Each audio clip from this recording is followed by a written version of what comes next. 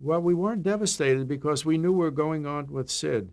Howie and I went on with Sid, and Imogene went Louise. with Louise Callan, and they wrote a situation comedy show.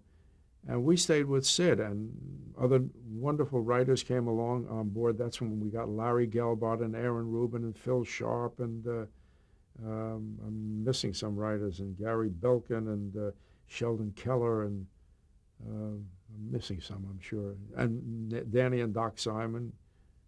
No, Doc Simon came for a while. The big difference between those two shows, Caesar's Hour had much more comedy and much less jumping, dancing. It's what kids call it jumping. We appreciated the jumpers, by the way. We had some marvelous jumpers. We had Bob Fosse and Marion Niles. We had Ross and what was his name? Oh, anyway. Oh, Gower Champion. On Caesar's Hour, yeah, we had an hour. There were singers. We had singers, and every once in a while we'd have a variety act, but mainly it was sketches.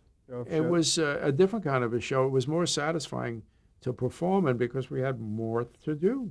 You know, everybody wants a bigger part. We got bigger parts. Right.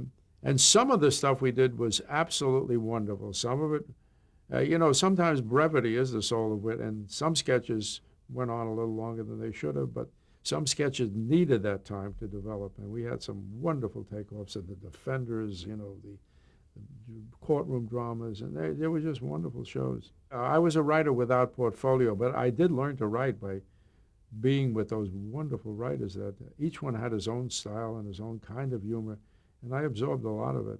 As a matter of fact, in 1958, because I wasn't a writer with portfolio on the show, I didn't get credit, I wrote a novel. I was the first writer of the writers to write a novel. Because I said, I'll show them I can write. Every once in a while I get to say, what are you talking? You're an actor. But I used to get angry and say, this is a good joke. But what I did have an advantage, though, that I could go home at 6 o'clock if I wanted to. And the writers, if there was a sketch that wasn't finished, they had to hang in there. But most of the time I hung in there. If we had a real problem, we used to work through dinner, and eat dinner out and come back and work.